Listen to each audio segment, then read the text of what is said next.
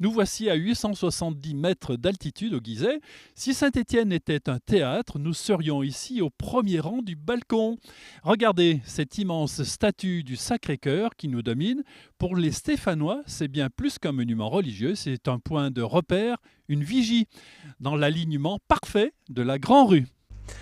On vient ici pour respirer, pour embrasser la ville d'un seul regard. C'est le lieu des premiers rendez-vous amoureux, des balades du dimanche et des photos de famille. Monter au Gizeh, c'est sortir de la ville tout en restant chez soi. D'ici, la géographie raconte notre histoire. Regardez ces reliefs, on appelle Sainté, la ville aux 7 collines, comme Rome, avec un petit peu de modestie, mais avec ce caractère bien trempé hérité de la mine. Au loin, on distingue encore les crassiers, ces pyramides noires qui témoignent du labeur de nos anciens, mais voyez comme le verre a repris ses droits. Depuis ce point de vue, on comprend mieux la dualité de notre ville, une cité industrielle, devenue une capitale du design, capable de transformer la sueur des mines en une créativité débordante. Le Gizeh, c'est le témoin de cette métamorphose. Regardez ce face-à-face étonnant. D'un côté, la silhouette centenaire du Sacré-Cœur, héritage social du père Volpette, de l'autre, les géants de fer de notre ère connectée. Au Gizeh, la tradition ouvrière rencontre la technologie. C'est le point de bascule où les murmures du passé deviennent les fréquences d'aujourd'hui. Un belvédère unique, véritable sentinelle du Pilat, qui garde un œil bienveillant sur la ville et ses habitants.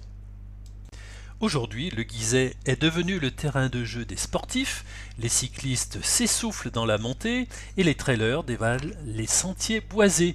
Regardez vers le nord, on aperçoit le chaudron qui brille sous le soleil et le zénith avec son design futuriste. On réalise alors que Saint-Étienne ne s'est pas seulement construite par le bas, dans la mine, mais qu'elle se réinvente sans cesse par le haut, avec cette vue imprenable qui nous rappelle que l'horizon est toujours ouvert. Et puis regardez, la Fondation du patrimoine a besoin de notre aide pour sauver notre point de repère qui se dégrade avec le vent, le gel, la pluie et la neige. Le Gizeh, ce n'est pas qu'un point de vue, c'est une bouffée d'oxygène et de fierté, un endroit où l'on vient pour se rappeler d'où l'on vient et imaginer où l'on va. Alors, la prochaine fois que vous aurez besoin de faire le vide, prenez de la hauteur. Quelle sera notre prochaine étape ? On redescend un peu, mais on garde l'esprit bien haut. A très vite pour une nouvelle balade en ville sur 42 TV.